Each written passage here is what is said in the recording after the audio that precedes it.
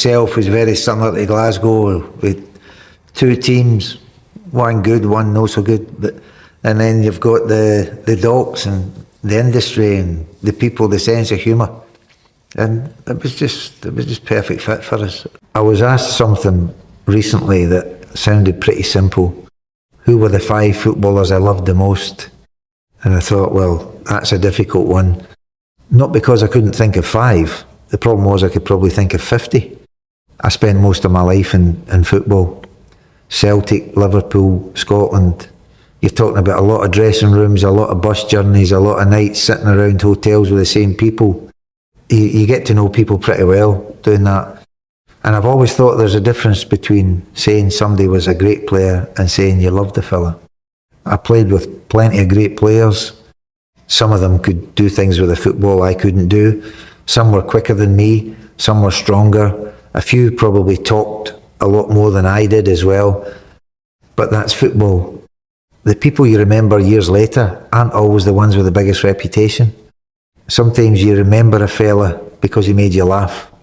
Sometimes because you trusted him. Sometimes because when things weren't going particularly well, he was the one sitting beside you saying something stupid and suddenly everything didn't seem quite as bad. That happened a lot over the years.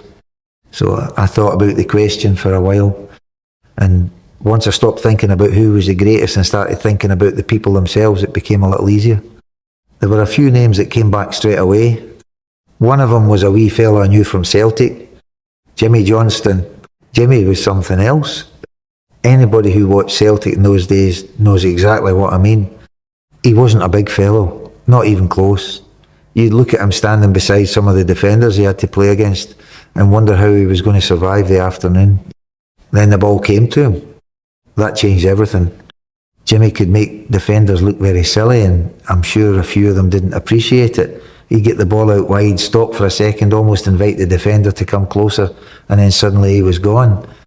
I saw it so many times that eventually you stop being surprised by it. But the funny thing about Jimmy is that talking about his football only tells you half the story. He was a character. You always knew when Jimmy was around. There was usually some noise, somebody laughing, something going on. He wasn't the sort of person who could walk quietly into a room and disappear into the corner. And I liked that about him. Football can become very serious if you let it, especially at Celtic. People expected you to win. They didn't ask nicely either. And Jimmy could take some of that pressure away just by being Jimmy. Of course he could drive people mad as well. I'm sure Johnstone could have given you a few stories about that. But that was part of the package. You didn't want Jimmy Johnstone to suddenly become quiet and sensible. Then he wouldn't have been Jimmy Johnstone. What I remember most is how much people loved watching him. You could feel something happen around the ground when he got the ball. Everybody seemed to move forward in their seat because they thought he might do something. Usually he did. I was young when I came into that Celtic dressing room, and being around somebody like Jimmy was an education. Not just because he was a wonderful footballer, because he reminded you that football was supposed to be enjoyed. And whenever I think about those Celtic days, I can still see that wee man running at somebody with the ball at his feet and causing absolute havoc. Graeme was different from Jimmy. He knew that about 5 minutes after meeting him. He was serious about football, very serious. And when he walked into a dressing room, you knew he was there.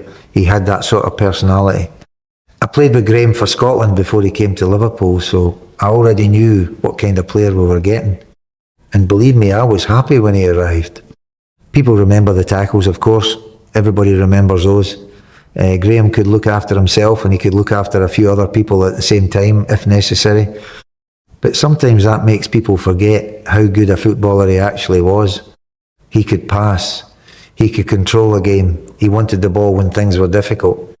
That mattered to me.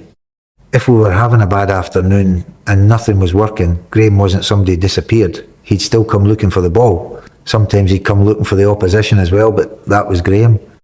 We had some very good teams at Liverpool, but they weren't quiet teams. There were arguments.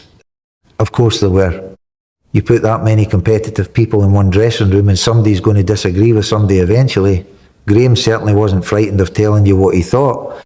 Neither was I. We didn't have to agree about everything to trust each other. That's something people sometimes misunderstand about football friendships. You don't spend every day telling each other how wonderful you are. Half the time you're taking the mickey out of each other. But when Saturday comes, you want to know the fellow beside you, won't hide. Graeme never hid. And away from the football, I enjoyed his company. We spent a lot of years together with Liverpool and Scotland, and when you share that much with somebody, the relationship becomes bigger than 90 minutes on a football pitch. I knew what I was getting from Graeme. He knew what he was getting from me. There was never much need to complicate it. He was somebody I trusted, and in football that means an awful lot. Rushy was easy to play with. That's probably the simplest way I can put it. When he first came to Liverpool, he was quiet, very quiet. You could sit beside him and sometimes wonder if you were going to get a word out of him. But once he got onto the football pitch, you didn't need him to say much. He knew where to go, and I knew where he was going. That became important for us. People sometimes imagine partnerships are built by sitting down and discussing every little movement. We didn't do much of that. After a while, you just knew I'd get the ball, look up, and Rushy had already started moving. If I put it in the right place, there was a good chance he'd finish it. He scored plenty of goals, everybody knows that. But I always appreciated the work he did when he wasn't scoring. Rushy would chase defenders all afternoon. He'd make them uncomfortable. He'd force mistakes. And then 5 minutes later, he'd be standing in exactly the right place in the penalty area. That wasn't luck. He worked at it. I remember watching him develop and thinking, this boy is going to be all right. He was better than all right. And because I later became player manager, our relationship changed a little. Suddenly I wasn't only the fellow playing alongside him, I was the fellow making decisions as well. That can make things awkward. It never really did with Rushy. He was still Rushy. Quiet, dependable, and usually scoring goals. We had a laugh as well. He wasn't as quiet once you knew him. That's often the way with footballers. The public sees one version of somebody, but the dressing room gets another. I got to see both. When I think about my Liverpool years, it's difficult to picture them without Ian Rush somewhere in there. We shared a lot of good afternoons, a few miserable ones too.